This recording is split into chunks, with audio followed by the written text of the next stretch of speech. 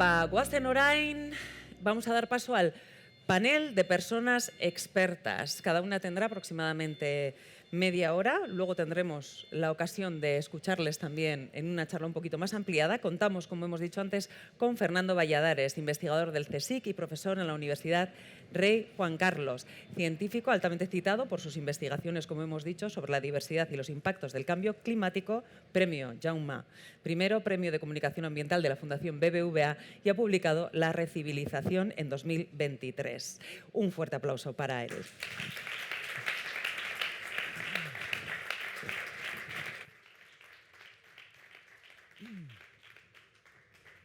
Buenas tardes a todos y todas. Agradeceros a todos los que hayan hecho posible esto, pero sobre todo agradeceros vuestra presencia física en un día como hoy, tan estupendo y con tantos atractivos alternativos. Por ejemplo, una playa. Así que el que hoy estéis aquí con nosotros me parece que tiene doble mérito. Y espero estar a la altura de los esfuerzos y de la decisión de estar con nosotros. Os aviso, en la primera parte, sobre todo de mi charla, me pongo un poco porque me pidieron que contara cómo están las cosas y las cosas, creo que os suenan, no están muy bien. Después remonta y después abro oportunidades, pero creo que hay que hacer un diagnóstico. Ahí estamos. El título es un poco largo, pero en primer lugar, reflexionar por qué la ciencia se ha quedado corta. Yo como científico no vi venir, y muchos no vimos venir, lo que pasó en el 2022, 2023 y lo que está pasando en el 2024. No es que no lo viéramos venir en absoluto, pero los científicos hacemos como una distribución así de probabilidades y lo que está pasando era lo menos probable que pensábamos que iba a pasar. Estamos transitando por los escenarios más duros. Y después, pues, reflexionar con vosotras y vosotros qué toca hacer. Muchas de las cosas que diré os sonarán, porque no estoy inventando nada nuevo, pero quizá os lo cuente de una manera que os haga remover algo dentro para que, como decían al principio los dos que nos han presentado, hagamos. Porque se trata de pasar un poco a algún tipo de acción. No se trata que todos seamos activistas, pero sí que hay que actuar. Nadie se propuso calentar la atmósfera. De hecho, el ser humano las cosas más impresionantes que ha hecho, las ha hecho sin querer. Porque nadie quiso cambiarle el eje de inclinación a la Tierra y se lo hemos cambiado. Hemos hecho la Torre Eiffel queriendo, pero alterar la temperatura de la atmósfera es bastante más grandioso, colosal, global, y nadie se lo propuso. Y vaya que sí lo hemos hecho.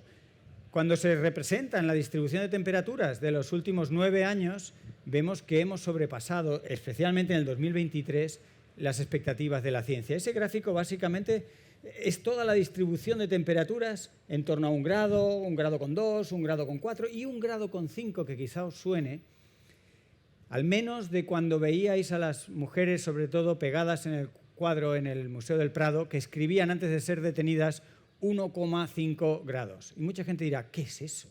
¿Qué están pintando estas mujeres? Bueno, están pintando lo que hace 8 años dijo la ciencia que debía ser el calentamiento máximo respecto a la era preindustrial que deberíamos permitirnos. ¿Por qué? Por razones de seguridad. No es una cosa estrafalaria de los científicos les ha dado por 1,5 grados, no. Se ha calculado, se ha estudiado, se ha visto las consecuencias y me he dicho, quedémonos a ser posible en 1,5 grados y ya estamos ahí. Mirar el 2023. Prácticamente toda la distribución de temperaturas queda a la derecha de ese 1,5 grados. ¿Qué quiere decir? Pues lo que estamos viendo. Estamos viendo cosas bastante sorprendentes, bastante fuera de lo normal. Esta mañana he terminado de actualizar 4 o 5 imágenes de lo que está la ciencia entendiendo, midiendo ahora, en estos días. Y lo he puesto con algunas notas de prensa de lo que están haciendo los medios de comunicación hoy en día. O sea, esto está pasando ahora. El cambio climático no es algo futuro. En el futuro puede ser o peor o mejor. Pero lo que está pasando ya es bastante, digamos, espectacular. Aquí tenéis una imagen del Ártico. En el Ártico llevamos ya tiempo normalizando que se funda completamente el hielo del Ártico para el mes de septiembre, octubre. Pues eso no era normal. Durante más de un siglo los barcos no podían pasar por allí porque había hielo incluso en el verano. Bueno, pues ahí tenéis la distribución de temperaturas, que es esa línea blanca, normales para las últimas décadas, y mirar la línea roja es el 2024. Fijaros cómo va muy por encima de esa línea blanca, que es el promedio de todos los años. Esto es la temperatura en el Ártico. Cuando vemos los océanos, que es algo que nos preocupa, porque los océanos son importantísimos. Lo tenéis aquí al lado y sois quizá mucho más conscientes que muchas personas que viven al interior de la península, en zonas continentales. El mar amortigua los extremos climáticos y durante décadas el mar ha estado absorbiendo ese exceso de calor que estábamos acumulando en la atmósfera. Pero ya los mares no son capaces de amortiguar mucho más. Ya no son capaces de compensar por nuestros pequeños o no tan pequeños pecados con los gases de efecto invernadero. Fijaros, la línea roja es el 2023, como iba muy por encima de lo que es todos los meses del año, las fluctuaciones a lo largo del año. La temperatura media del 2023 en los mares era muy superior a lo normal, ¿no? Incluso se batió un récord en mitad del año. Mirad el 2024 por dónde va, superando al 2023. Por eso os decía que aunque la ciencia lleva 50 años hablando de estas cosas, estamos transitando por algunos de los escenarios, digamos, menos probables. Perdonad. Me quería quedar aquí. El problema de los mares es que no avisan. No hay una señal que diga, atención, me estoy calentando por encima de lo recomendable. Y las diferencias de temperatura son muy sutiles, son décimas de grado. Pero claro, a escala planetaria, unas décimas de grado es muchísimo calor, es muchísima energía que se pone en juego porque está aquí en lugar de haberse retornado al espacio exterior, ¿no? No hay síntomas de, por ejemplo, una circulación en el Atlántico Norte que es importantísima para regular el clima de la Tierra. Tiene el nombre técnico de AMOC, pero quedaros con la idea del mapa ese azul, ¿no? En el Atlántico Norte. Se está viendo interrumpida por el deshielo de Groenlandia, el deshielo del Ártico, esas aguas frías, aguas dulces, que van frenando la circulación de retorno de las aguas calientes que suben desde el trópico, van por todo el Atlántico Norte y retornan a través del Caribe y por esa zona al Ecuador. Esa circulación que es clave para muchos procesos, para tener muchos peces que son fundamentales en nuestra gastronomía y en nuestra cultura, y para muchos procesos planetarios como el clima de la atmósfera. Y casi la mitad, entre un tercio y un 45% de los mejores modelos climáticos hoy anticipan que en esta década vamos a ver cómo esto se detiene. Quizás recordéis una película que se llamaba algo así como el día después o algo así, en el que la ciudad de Nueva York estaba congelada, que había una gran congelación y tal. Pues aquello estaba en su día, si lo buscáis debe tener más de 25 años esa película. Pues estaba basada en modelos que decían que si el calor del trópico no se transporta hacia las zonas templadas, a pesar de que todo el planeta se caliente, algunas zonas entrarían en una pequeña glaciación, que era lo que se veía en la película, todos congelados, Dios mío, ¿y ahora cómo hacemos? Unos se separaban, otros no sé qué pasaba. Todo es muy cinematográfico, basado en modelos. Ahora ya no son modelos, ahora ya son medidas. Más cosas que estos días la ciencia está reportando, pues Australia, por primera vez en su historia, está sobrepasando 50 grados de temperatura o está rozando en ese límite. Deciros, para poner en referencia 50 grados, que 50 grados es la temperatura de coagulación de muchas proteínas. Si las proteínas no están protegidas, muchas de ellas coagulan, lo que le pasa cuando hacemos una tortilla a la proteína del huevo. Quiere decir, son temperaturas no muy amigables con la vida.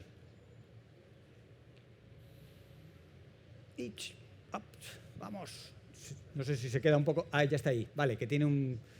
Estos son imágenes de la prensa en la India. La India está pasando uno de los periodos más cálidos de su vida. El titular de su periódico dice: toda la nación se convierte en una gigantesca bandera roja. Es decir, las temperaturas en toda la India están en niveles extraordinarios, afectando a las personas, afectando a las cosechas.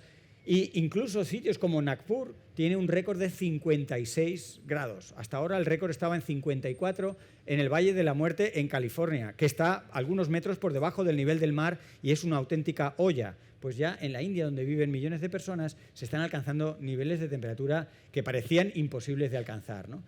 Este gráfico, que no espero que lo veáis en todos los detalles, pero es un resumen científico de lo que ha pasado desde el último gran informe. Los grandes informes que hace la ciencia se aglutinan en lo que se conoce como AR y van numerados, 1, 2, 3, y está el último, el número 6. Son 3.000 o 4.000 páginas de síntesis de lo que la ciencia sabe sobre el cambio climático. Bien, el último se hizo hace un par de años con alguna actualización el año pasado. Desde que se publicó ese, que es como digo, no tiene ni 2 años, en este gráfico te van diciendo los gases de efecto invernadero, su concentración ha subido, poquito, pero ha subido de 336, el 332, el dióxido de nitrógeno, a 336, el CO2 famoso, de 410 a 419 en solo 2 años. Los efectos radiativos, el balance energético de la Tierra, las emisiones. Fijaros, lo que nosotros ahora más podemos trabajar son las emisiones. Las emisiones se han quedado quietas, están paradas, pero están altísimas. ¿Os acordáis cuando estábamos confinados con nuestras mascarillas, mes de marzo, abril del 2020, que no teníamos vacuna y que toda nuestra obsesión era por conseguir la vacuna, pero también por aplanar la curva? ¿Os acordáis la idea de aplanar la curva? Hay que aplanar la curva de contagios era en aquel entonces. Ahora la curva es la curva de emisiones. Hace tiempo que la curva de emisiones, los gases, las emisiones de gases de efecto invernadero tendrían que ir bajando y no bajan. Siguen subiendo, excepto en los últimos años que estamos aplanando la curva. Bueno, si queréis verlo, es como estamos derrapando en la curva, pero parece que el piloto sabe cómo controlar el derrape, pero tendríamos que estar bajando. Al menos nos subimos. Es un poco el medio vaso lleno, medio vaso vacío. O sea, algo estamos haciendo, pero claramente no es suficiente porque hace ya unos años que tendríamos que estar bajándolas. Por supuesto que esto tiene costes económicos. Hoy en día hay que ponerle precio a todo. Yo no soy muy partidario, pero para entrar también en ese argumentario, fijaros cómo ha ido creciendo los eventos climáticos extremos en el gráfico de la izquierda, que cuestan más de 1.000 millones de dólares. Esos son el número de eventos cada año, 20 y tantos, 26, 27 en el 2020, 22, ¿no? Y luego el número de tormentas que han costado una sola tormenta más de 1.000 millones de dólares. 1.000 millones de dólares una tormenta. Pues fijaros, en el año 2023, más de 25 tormentas que costaron más de 1.000 millones. Y veis la tendencia va en paralelo a los gases de efecto invernadero. Es decir, nos cuesta muchísimo dinero el cambio climático. De hecho, los economistas hacen cálculos globales y no tenemos dinero para pagar lo que cuesta el cambio climático. Es como si vamos a comer a un restaurante y no tenemos dinero en la tarjeta de crédito y en el bolsillo tenemos 20 o 30 euros y eso es lo que vale el pan. Y te mira así un poco el camarero y dice, ¿y van ustedes a pagar? Y es que no tengo dinero. Pues entonces amablemente le invito a que vaya a la cocina a lavar algunos platos. Pues tendríamos que ir lavando platos, porque no tenemos dinero para pagar todos los desastres que está ya causando hoy el cambio climático. Y fijaros, por ponerlo, España vive en buena medida del turismo. Estamos viendo turistas por todos los lados. Bueno, pues España está empezando a asustar a algunos turistas, porque está empezando a hacer mucho calor. Estas olas de calor, sobre todo a las personas o muy, muy jovencitas o muy, muy mayores, les afecta severamente. Y venir de vacaciones a un país que está hirviendo empieza a no ser muy agradable. Fijaros a dónde se traslada el turismo en Europa. Estos son datos de este año, analizados este año con datos del año pasado. Se traslada cada vez más al norte. El rojo es déficit, ¿no?, de turismo y el azul es aumento del turismo. Y mirar cómo vale la tierra. Si uno ha comprado un territorio, si uno ha heredado una parcela, el sur de Europa cada vez vale menos. Aquí tenéis cómo se va pensando en devaluar el territorio por efecto del cambio climático. Valores de en torno a 40, 60, 80% de pérdida de valor del territorio por efecto del cambio climático. Y este titular del periódico de La Vanguardia se apoya en un artículo científico que se publicó hace poco en la revista Nature, en las cuales dice: España es de los países más afectados por el cambio climático, y en economía, fijaros, por ejemplo, un número, se calcula que casi un 18% la renta per cápita bajará debido solo al cambio climático, que no ocurre solo, que hay más problemitas asociados. Podemos estar hablando bastante del origen del cambio climático, ¿no? Pero quizá cuando nos enfrentamos a esto de quemar combustibles fósiles nos quedamos cortos. Así que cuando decimos, ¿de dónde viene el cambio climático? No, de quemar petróleo. ¿Solo de quemar combustibles fósiles? A ver, nosotros necesitamos energía. Somos además adictos a grandes cantidades de energía. Algunos más que otros. Elon Musk es de los más adictos, pero todos tenemos una cierta tendencia a abusar de esto de la energía. Así que por eso lo pongo un poco entre comillas, porque en realidad el origen del cambio climático es haber convertido algo que necesitamos energía en algo que despilfarramos.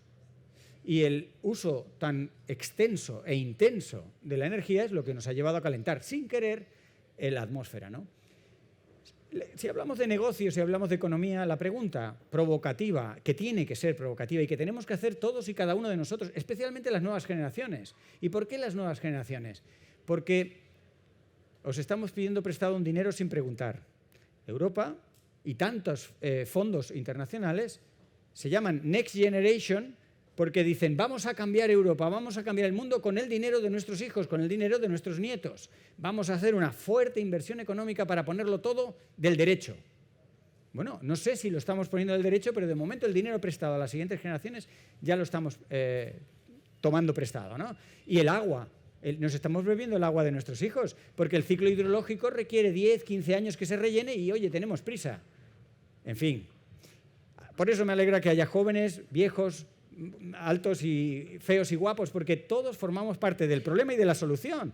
Todos tenemos que ser provocativos con nosotros mismos. ¿Saldría rentable este modelo energético si le repercutimos al gigavatio, al megavatio, o lo que queráis, los costes sanitarios, humanos y sociales? ¿Sabéis la de personas que ingresan en hospitales? ¿Sabéis los costes que tiene generar todo esto? Cuando solo en España, el año pasado, el anterior, del que hay mejores datos, murieron 6.000 españoles y españolas por la ola de calor en 2 mesecitos del verano, nada más. Eso es solo una parte. ¿Y si repercutimos todo eso en el precio del gigavatio? Yo creo que el negocio no saldría en las cuentas. Y eso es lo que tenemos que provocar. El hecho de llevarlo todo a la economía, llevarlo todo a sacar dinero, nos está poniendo contra las cuerdas. Hablamos de límites planetarios. El cambio climático es uno de los límites planetarios más, digamos, que más estamos sobrepasando. ¿Cuánto cuesta el agua mineral? 1 litro de agua mineral en una gasolinera. Y diréis, ¿por qué pregunta Fernando esta tontería ahora? Si estaba hablando de cambio climático. Para que veáis lo absurdo que es el sistema económico que hemos aceptado. Tú vas a una gasolinera y te puedes encontrar que 1 litro de agua es más barato que 1 litro de gasolina. Y si no, mirar los datos. Precio promedio de una botella de agua mineral, 1 euro, euro y medio, hasta 2 euros en algunas gasolineras. Precio medio del litro de gasolina el año pasado, pues ahí estáis viendo Italia, España, 2 euros, 1 euro. De hecho, esta cosa no es que me haya dado cuenta yo, sino que se han dado cuenta señores como este, que ya tiene cara un poco preocupada, el consejero delegado de Petronor, que dice, ostras, en una gasolinera 1 litro de agua es más caro que uno de gasolina. ¿Cómo es esto posible? Pues señor Petronor, es posible porque el Estado le está pagando todos los costes. Es que la gasolina hay que sacarla del fondo de la tierra, hay que procesarla, hay que almacenarla, hay que transportarla. Cientos de miles de personas trabajando para que tú tengas 1 litro de gasolina. ¿Cómo va a costar 1 litro de gasolina lo mismo o menos que 1 litro de agua? Pequeño detalle, el agua es imprescindible y la gasolina no. No sé si me pilláis que todo esto muy normal no es. Bien, a este hombre ya le pareció que no es normal, pero aún es menos normal que teniendo que reducir nuestra dependencia de los combustibles fósiles, y si no, recordemos lo que firmamos con la sonrisa de Obama, recordáis Obama, sus dientes blancos, yes we can, y todos orgullosos, felices, vamos a mitigar el cambio climático, podemos hacerlo, y todos firmamos allí el Acuerdo de París. Fenomenal. Y 8 años después ahí estamos, ¿no? Pero el caso es que seguimos ahí con el espíritu del Acuerdo de París. ¿Y subsidiamos los combustibles fósiles? Alguien me lo tiene que explicar. Si hay que dejar la cocaína, ¿cómo que te la ponen barata? Pues si hay que dejar la cocaína, que te cueste conseguirla. Tú, si tienes la desgracia de estar adicto a algo, en este caso estamos adictos a la gasolina, oye, si me la ponéis aquí barata y en todos los sitios, esto no es normal. A ver si logro ritmo. Ahí vamos. Cuando veáis que me pongo nervioso, más de la cuenta, porque es que estamos hablando de temas muy importantes. Los subsidios de los gobiernos. Vas a una cumbre del clima, se reúnen allí todos los gobiernos, las petroleras, las ONGs, y nadie habla de subsidios. Pero ¿cómo no vamos a hablar de subsidios? Tú tienes un problema de drogadicción y nadie habla de que te están subsidiando la droga. No lo entiendo. No se habla de los subsidios. En esa gráfica de coloritos es más o menos la energía que cuesta sacar el petróleo. Claro, ¿os acordáis esas imágenes que todos hemos visto en blanco y negro de cuando se pinchaba en California y salía el petróleo a chorros? Ese petróleo es baratísimo. Tú solo tenías que pinchar y poner un saco. Ahora ya de ese queda muy poco. Claro que queda mucho petróleo, pero ahora hay mucho del petróleo cuesta más energía sacarlo que la que te va a dar quemándolo. ¿Os parece normal que busquemos una fuente de energía que nos cuesta más energía conseguirla que la que nos va a dar? Es el negocio, amigo. No sé, yo no sé cómo decíroslo con palabras de mayor sorpresa. Pero aquí todos tenemos que decir algo. Los científicos ponemos número a las cosas. Nos decís, Acuerdo de París, vamos a bajar nuestra dependencia de los combustibles fósiles. Bueno, pues les decimos dónde están, cuánto queda y qué porcentaje se tiene que quedar en el suelo. Pues se tiene que quedar aproximadamente el 60% del petróleo y el gas en el suelo y el 90% del carbón en el suelo. ¿Por qué? ¿Por un capricho de los científicos? No, porque habíamos firmado el Acuerdo de París y si quemamos todo eso, te calientas la atmósfera. Es que las matemáticas son un poco complicadas, pero en el fondo se entienden la lógica de esas matemáticas. Hemos dicho, vamos a intentar no calentarnos, vale, pues entonces tenéis que dejar el petróleo, el gas y el carbón en su sitio, en estas proporciones, en esos sitios. ¿Lo haremos? No lo sé, ya veis que la pregunta. ¿Y tuvo que invadir Putin Ucrania para que nos diéramos cuenta en Europa de que la verde Europa no es tan verde?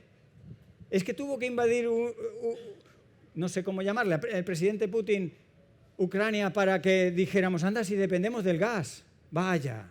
Bueno, pero no importa, porque entonces rápidamente revisamos la taxonomía, es decir, revisamos cómo llamamos a las energías y hacemos un enroque y al gas lo llamamos energía verde. Pero si es un gas de efecto invernadero, bueno, pues es verde. Tampoco es normal. Seguimos con el disparate, pero fijaros, el cambio climático no es solo clima. Esto es una de las cuestiones que me gustaría enfatizar hoy. Imaginaros que no podéis ir al Museo del Prado y entonces tenéis a un amigo que os va a contar el cuadro de las Meninas. Es decir, vale, cuéntamelo. Es experto en arte y se centra toda su explicación en el perro. Tú no te haces una idea del cuadro de las Meninas, por muy bien que te cuenten el perro. Pues bien, si os hablan de cambio climático y solo os hablan de temperatura, humedad, precipitación, velocidad del viento, os están contando solo el perro de un cuadro mucho más grande y más complejo en el que hay meninas. Pues esto es el cambio climático. Este gráfico que viene de un artículo científico, los colorines no están hechos al azar en un rato de tal. Estos son números. Detrás de eso, en ese artículo, en una revista seria, al que quiera se le puede coger la referencia, empieza viendo la cascada de efectos que genera el cambio climático. En la parte de arriba se entiende muy bien, calentamiento global. Vale, hasta ahí todos lo tenemos muy claro. Subida del nivel del mar. Ostras, no sé si os habéis dado cuenta aquí en La Concha y tal, pero globalmente está subiendo y hay muchos sitios, sobre todo playas tendidas, que están en una década perdiendo algunos metros. Es mensurable. Vale, esa parte también no la sabemos. Vectores de enfermedades infecciosas. La malaria. También llevamos décadas. Ahora vienen otros mosquitos más incómodos, enfermedades tropicales que van viniendo con unos vectores que son de zonas tropicales. Esa parte también la sabemos. Eventos extremos, la prensa todos los días nos pone alguno en la mesa. Bien, esa primera parte la vamos teniendo. Desplazamientos humanos. Vaya, un tema incómodo. Maldita sea. La mitad de los millones de personas que cada año se mueven en el planeta están empujados por el cambio climático. Ostras, vaya. Desigualdad económica. Es que el cambio climático afecta a la democracia y la democracia afecta al cambio climático. Es decir, el pequeño problema que tienen las democracias de que hace falta demócratas, pues se traduce en un calentamiento en la atmósfera. Eso algunas personas no lo vieron venir. Y eso explica en parte por qué la ciencia se ha quedado un poco corta, porque es que hay una maraña de factores. La desigualdad económica, el hecho de que haya unas personas que tienen muchísimo, no solo genera muchas emisiones, es que globalmente hace que se consuma más energía y que se generen más emisiones. Con lo cual, independientemente de tu orientación religiosa, política, espiritual o cósmica, es un tema matemático. El que haya unas pocas personas, el 0,7% de la población, que se consideran multimillonarios, que son responsables de la mitad de las emisiones, nos sale carísimo a todos, incluyéndoles a ellos. Esto se va tomando algo de conciencia, pero no se hace mucho al respecto. Pero sigamos, porque el cuadro se va poniendo espectacular. En el centro, conflictos internacionales. ¿Pero os pensáis que Israel y Palestina se llevan mal por recursos naturales? Y el cambio climático viene a acentuar problemas, que por supuesto están teñidos de cargas históricas, políticas, estratégicas. Pero la geopolítica está tensionadísima por el cambio climático. Dicho y salido de un análisis matemático profundo. Y fijaros, por supuesto, mortalidad, pero quería insistir en la fragilidad del Estado. Los estados, las instituciones sufren, pero es evidente. La ciudadanía no es torpe, se da cuenta de que las cosas no van bien, ¿y quién está al mando? Pues este no es capaz de hacer frente a lo que está pasando, con lo cual se desprestigian las instituciones y la gente empieza a desconfiar de, oye, ¿quién está al mando? Aquí no hay nadie al mando. Y se debilitan las instituciones. Cuando más necesitamos la democracia, cuando más necesitamos una forma orgánica de ponernos de acuerdo para tomar decisiones, la gente empieza a dudar y estamos viendo brotes de pseudoverdades, brotes de verdades alternativas. Yo cuando oía a Trump hablar de verdades alternativas como científico me quedaba como diciendo, ¿pero cómo verdad alternativa? Bueno, esto es resultado de empezar a hacer frágiles las instituciones, resultado del cambio climático. Por eso os decía lo del perro, las meninas. El cambio climático es mucho más lío de lo que pensábamos, ¿no? Uy, aquí estamos. Se quedó corta la ciencia estimando el cambio climático y básicamente las 3 razones que lo explicarían sería, por un lado es muy complejo, hoy no he entrado en toda la dinámica, os dejo caer, luego si queréis hablamos de los 9 gigantes dormidos, que como en los cuentos de los niños, los gigantes tienen que quedarse dormidos porque cuando se despiertan, mal. Bueno, pues hay 9 grandes sistemas, os he mencionado uno, el del Atlántico Norte, pero hay como ese, otros 8. La ciencia es conservadora, es decir, la ciencia hasta que no está muy segura de algo no lo dice. Y esto hace que vayamos siempre un poco por detrás de lo que vamos anticipando. Quiero decir, muchos de nosotros decíamos, por ejemplo, hace 20 años, los huracanes están asociados, la frecuencia, la intensidad de los huracanes, con el calentamiento global. Ya, pero todavía no, los modelos no lo dicen con un 100% o un 99% de seguridad.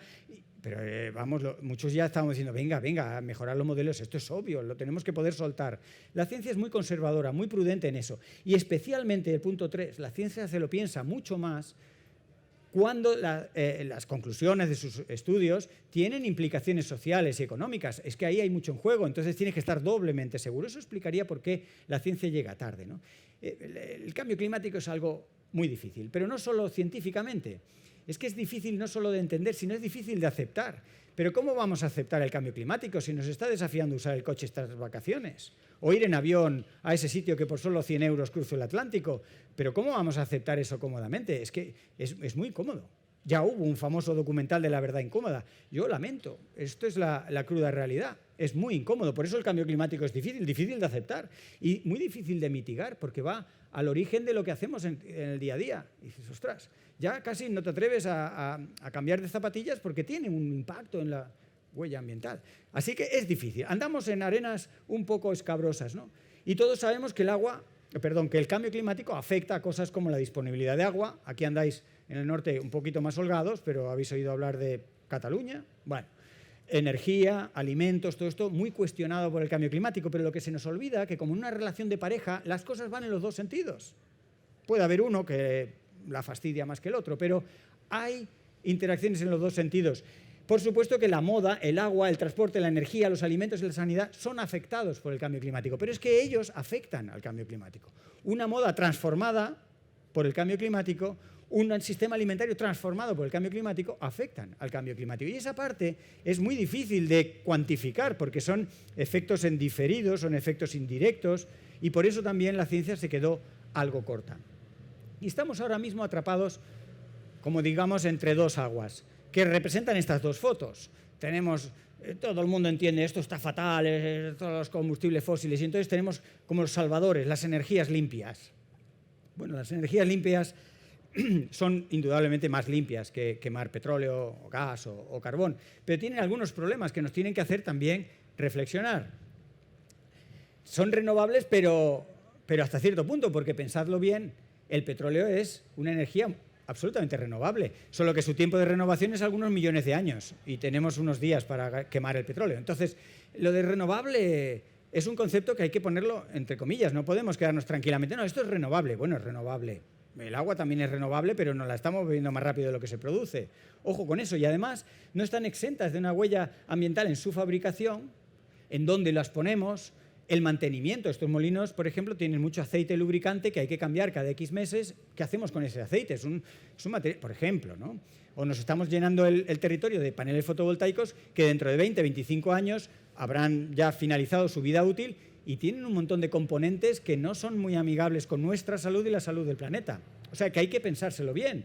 Y ahora, con las prisas que nos están entrando con la transición energética, estamos provocando grandes consensos. Estamos desafiando consensos legislativos que se tomaron pues, precisamente en el año internacional que mencionaban al principio en Estocolmo, en el año 72, y luego en la cumbre del 92 en Río de Janeiro, se establecieron unas bases jurídicas para decir, por ejemplo, que si tú proteges algo, solo puedes modificar la ley que lo protege para protegerlo más. No se puede dar marcha atrás a la protección. Con las prisas, bueno, va bien que me pongas un poco de ritmo. Con las prisas, resulta que en Europa estamos suavizando un poco esto de las protecciones y los controles ambientales. Porque venga, vamos a poner molinos y paneles fotovoltaicos. Ojo con eso porque estaremos arreglando un problema pero creando otro nuevo. Hagamos las cosas bien. En España hay básicamente 4 grandes problemas con el tema del impacto ambiental. Se hacen unos estudios que muchas veces son fraude de ley. ¿Qué es el fraude de ley?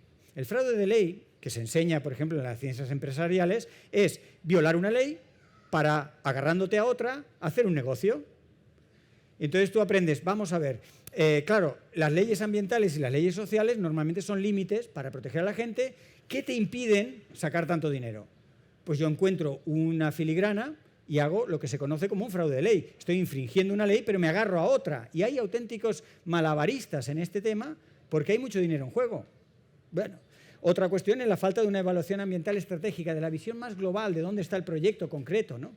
O la poca capacitación de quien los hace también por prisas, o se subcontratan a personas que a veces no están muy cualificadas y no se hace una selección buena de qué proyectos merecen, oye, una mirada calmada y un análisis profundo porque es un proyecto peligroso por la razón que sea, por su escala o por sus consecuencias. Son 4 problemas que tenemos que abordar. Las propias energías renovables son muy vulnerables al nuevo clima que están intentando amortiguar. Fijaros esta foto de este señor el 15 de marzo. Ya su cara muestra cierta preocupación. Se había gastado todo su dinero en unos cuantos paneles fotovoltaicos y resulta que el granizo, que cada día es más fuerte y más potente, como uno de tantos efectos del cambio climático, empieza a romperse. Ojo con esto, ¿no? Y no sé si habéis visto otros vídeos como este, que es espectacular, como un tornado tumba un gran aerogenerador. Los tornados se están haciendo más frecuentes y más intensos. Los vientos lineales, que son muy destructivos, se están acelerando en determinadas zonas geográficas. Amigo, es el cambio climático. Un estudio calcula que aproximadamente estas anomalías, estos extremos meteorológicos, están haciendo que un 1% de la productividad de estas instalaciones disminuya cada año. Es decir, cada evento está provocando una disminución, está contribuyendo a que estas instalaciones disminuyan la productividad para la que estaban calculadas. O sea que no nos van a resolver completamente el problema. Claro que son más limpias, claro que tal, ojo dónde las ponemos, cuántas ponemos, dónde, y sobre todo no confiemos ciegamente en que son indestructibles y dentro de 20, 25 años nos esperarán, por ejemplo, paneles fotovoltaicos obsoletos, ¿no? Evidentemente necesitamos transicionar. Ahora necesito que me ayudes cada vez que hago así. Eso, gracias. Pero debemos ver cuánta energía hace falta realmente, que es aproximadamente en España la mitad de la que estamos produciendo y consumiendo. O sea, fijaros si tenemos margen de mejora. Ir a la mitad. Pero claro, hay muchas presiones porque hay mucho dinero en juego y hay mucho interés de producir tanto como seas tecnológicamente capaz de hacer. Porque músculo financiero hay, avidez por invertir en esto, por supuesto. Entonces, o la ciudadanía o todos un poco frenamos y pensamos cuánto hace falta, dónde y la mejor... O si no, estaremos pasando de un problema, quemar combustibles fósiles, a otro problema que es confiar en las energías limpias a tal escala que al final serán un nuevo problema ambiental y de salud. Bueno, hay mucho en juego. Las Naciones Unidas el año pasado sacaron un informe que relataba pues un poco lo que os estoy contando, que no estamos preparados para el cambio climático. Pero para mí de ese informe lo que más me gusta es que identifica formas alternativas de financiación. No es que haga falta más dinero, que siempre, cuanto más dinero, y esto lo sabemos todos, si pones más dinero las cosas fluyen, pero claro, se entiende que hay limitación de presupuestos. No, aquí lo que las Naciones Unidas proponen es ¿quién paga? E instrumenta mecanismos para que sean algunos agentes inesperados muchas veces el sector privado, pero no solo, que hagan frente a eso, que no sea simplemente papá Estado o digamos el fondo ese a pérdidas o las agencias de seguros, sino propone formas alternativas de financiación. ¿Qué toca hacer? Esta era la última parte de la charla. Bueno, ¿veis esta persona que está con el agua al cuello? Pues levanta la mano como diciendo, yo juraría que me acuerdo de algunas cosas que había que hacer. ¡Ey! Hemos pasado demasiadas deprisa. Ahí. Uf. Ah. Uf. Uno. No, tantos, yo no le he tocado. Hemos pasado... Yo creo que el efecto de tal lo hemos perdido, pero pues podemos empezar por abandonar el pensamiento mágico. Fijaros, somos unos maestros de creernos lo increíble, de creernos que todo es un mundo de luz y de color. Pero claro que hay luz y color en este maravilloso mundo, sí que lo hay, pero no todo es luz y color.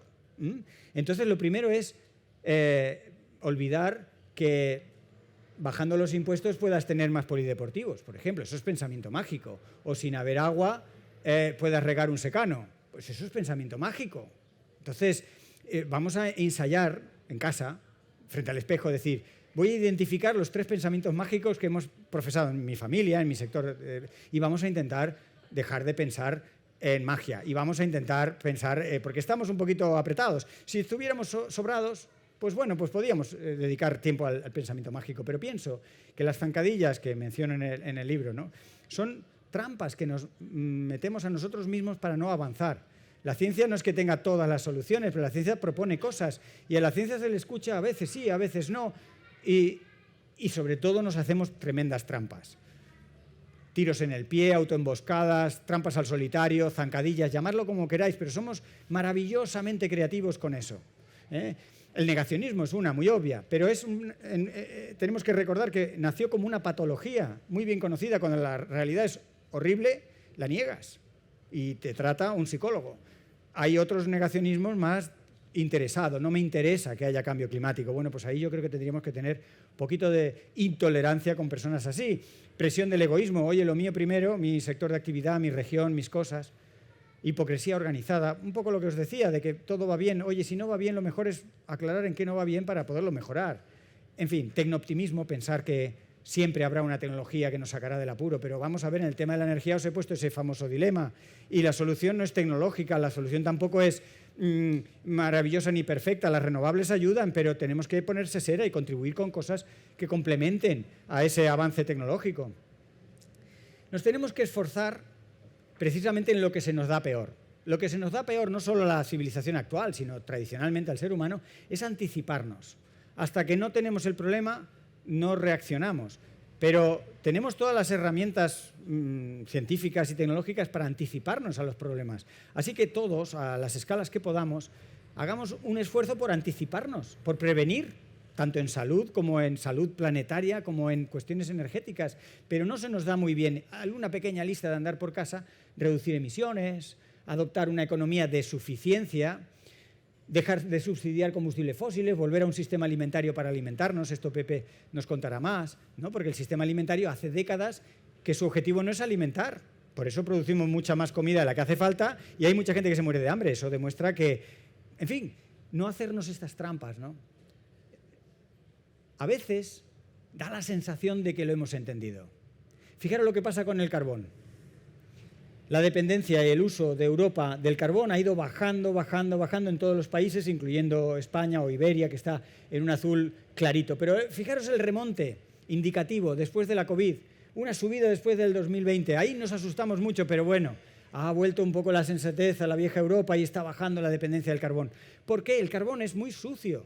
Para las calorías que te da quemarlo, contamina muchísimo. Bueno, pues es de los primeros combustibles fósiles que conviene quitarse de en medio. Y lo estamos haciendo. A veces, como digo, parece que lo entendemos. Tenemos que seguir por esa vía, ¿no? Y hagamos mejor lo que se nos da mejor, que es adaptarnos. Somos los reyes de la adaptación. Hemos pasado por cuellos demográficos. Nuestra especie ha estado pendiente de un hilo de desaparecer, pendientes de 500 hembras reproductivas. 500 mujeres capaces de reproducir fueron lo que marcaron el que pudiéramos seguir en el planeta de los seres humanos. O sea, Eso te habla de adaptación. Somos capaces de adaptarnos a glaciaciones, a terremotos, a huracanes, a volcanes. Tenemos una gran capacidad de adaptación, pero no lo podemos jugar todo a eso. Aunque es verdad que ahora mismo, como insistía, el cambio climático está aquí, hay un porcentaje importante de cosas a las que tenemos que adaptarnos. Y algunas recomendaciones que parecen casi como un manual de autoayuda, ¿no? Humanicemos la sociedad. Si es que no somos ni sanos ni felices. Los indicadores de salud mental en el hemisferio norte, o en el norte global, y los indicadores de salud tanto física como mental en el sur global revelan que la civilización actual no es feliz. Estamos reventando los límites planetarios y ni siquiera lo pasamos bomba. Es que sería la fiesta de la energía y resulta que no lo pasamos bien. Pues igual podemos humanizar un poco todo esto y naturalizar la biosfera. En el Día del Medio Ambiente pensemos en la naturaleza no como algo externo, si es que llevamos los bichos dentro, si es que somos un ecosistema que camina, si es que somos naturaleza, es que no hay ese ellos y nosotros. Y debería ser un honor no sentirnos un atraso. En fin, así que con todo esto podemos redefinir la prosperidad y sobre todo, y con esto ya acabo, tengamos súper claro dónde queremos estar. Y es muy importante tener claro dónde queremos estar porque podríamos conseguirlo. Muchas gracias.